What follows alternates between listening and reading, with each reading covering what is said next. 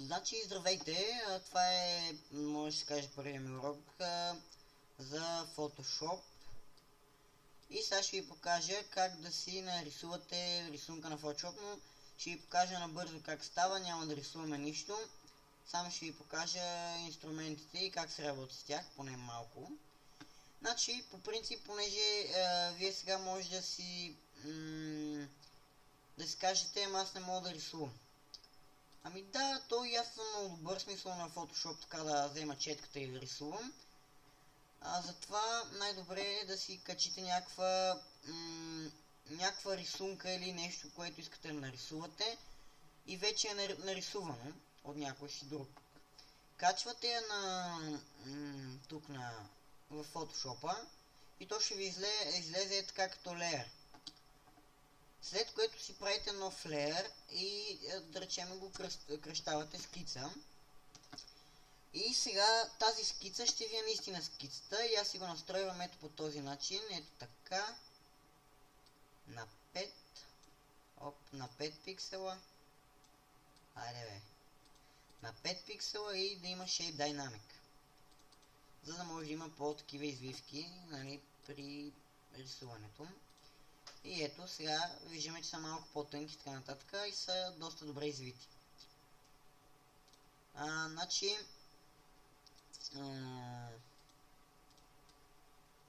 да речеме, че понеже вие не можете да рисувате направо с четката, да си начертаете самата скица, може да натиснете на Pen Tool, това Pen Tool тук, и да речеме настройвате си четката първо и тук си цвета си настройвате. И на леера скица си ограждате леера от тук, нали, тук ще ви излезе, нали, и тя пак ще си е същата рисунка. Затова на истинската рисунка намалявате опасителността, за да стане по-леко невидима, така да се каже.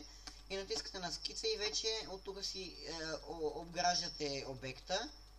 И сега вече като сте обградили обекта, да речем ето това нещо е нашия обект, натискате десен бутон, Stroke Pad, Simulate Pleasure слагам, за да може контурите и линиите да са по-добре извити. И натискате на Brush, това е Pencil Brush, давате OK, ето така ще ви се получи. Ето така. И това го правите с всеки един детайл, всяка една линейка, където трябва да се постави, го правите това нещо. И накрая ще ви се получи нещо, нали, това нещо, което вече сте го, нали, отворили.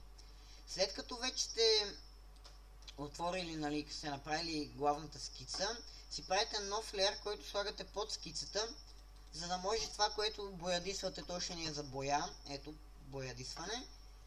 И този леер ще боядисам обекта и ще му сложим сенки и така нататък.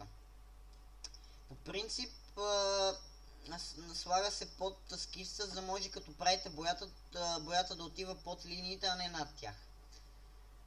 И сега има още един факт, който трябва да се изясни. Значи, взимате си полигон lasso tool и си обграждате обекта. И сега ще го обградиме грубо. И си го, така, си го правите. И си го боядисвате, ето. Само че вече си избирате по-голямата четка, твърда и си правите цвят какъвто искате и си го боядисвате. Ето, то ви отива под линиите, както виждате. Сега обаче има друго нещо. Когато боядисате самия обект, където искате, нали, вече сте обградили, всичко сте направили, боядисали и отнело ви е време и така нататък, вече идва сенките. Значи аз по принцип като рисувам си ги правя сенките на същия леер, но за съжаление е по-трудно, защото не може да изтриете. Защото ако изтриете, ще ви се изтрие абсолютно всичко. Докато повечето хора като рисуват си правят още един леер, който е под леер за боя и си го правят за сенки. Ето, сега ще го кръстиме сенки. И да речеме този леер за сенките, пък вече боядисват само сенките, да речеме е тъмно. И си правят където трябва да има сенка и си го рисуват, нали? Така. Но на мен ми трябва този леер, така че ще го махна и ще се рисувам на боя. Или да речем тук има сянка, тук има сянка, да речем някакви такива сянки си правите, където знаете, че има и ще стане готино. Така. Вече ако искате да си направите сянките, защото сега вижте колко грозно изглежда. Ако искате да си ги направите като истинска сянка, ето с мъч тула, ето тук. ръчичката с мъчето, си взимате и си ги разнасяте. И за да ви се получи реална сянка, защото ето сега, например, ще се получи сянка. Обаче, ако рисувате, например, човек и искате да ви се получи цвета на кожата, ще ви трябва повече цветове. И затова е хубаво да си ги вземете от оригиналната рисунка. И така слагате тук и така ще ви се получи няколко слоя. И накрая само леко ги пристъпвате един към друг и си ви се получава истинска кожа или там човек, не знам каквото рисувате. И ще ви се получи рисунката. Нали, сега ви го показвам това, за да ви покажа как се работи с тях. Това не е рисунка. Това не е нищо всъщност. Някакво грозно нещо е. И така. Това беше от мен за сега.